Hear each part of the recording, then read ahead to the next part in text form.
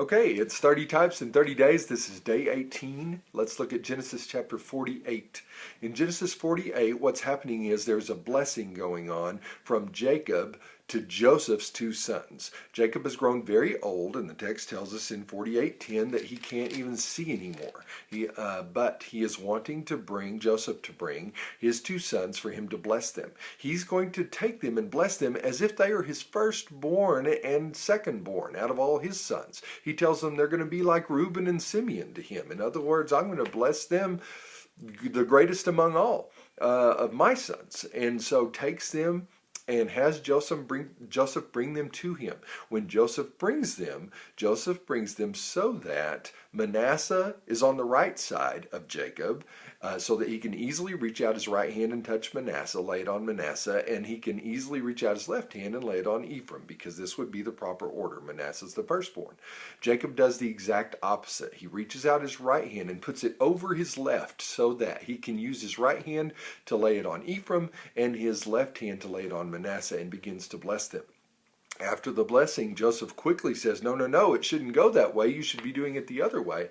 But Jacob stops him, because one thing Jacob has learned is that in this thing that this God does, the younger gets blessed over the older. Why? He knew. Remember, he can't see how he knew to do this. Maybe God just put it in him. He knew he needed to reach his right hand over his left. He knew what Joseph was doing.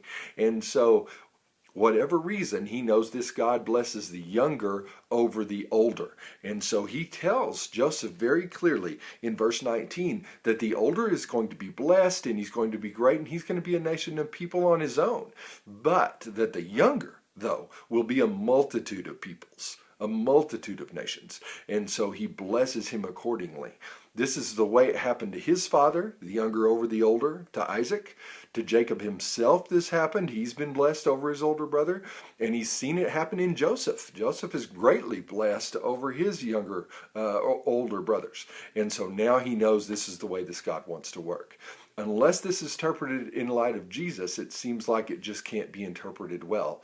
The younger brother is Jesus. A multitude of nations, a multitude of peoples has come from him. The older brother being Israel, very blessed and very loved, and continues to be a nation of his own, loved by God.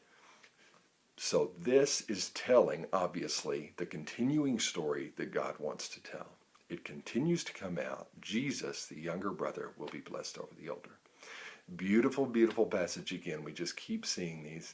Can't wait to see another one with you tomorrow. We're going to start getting out of Genesis tomorrow. Have a great night.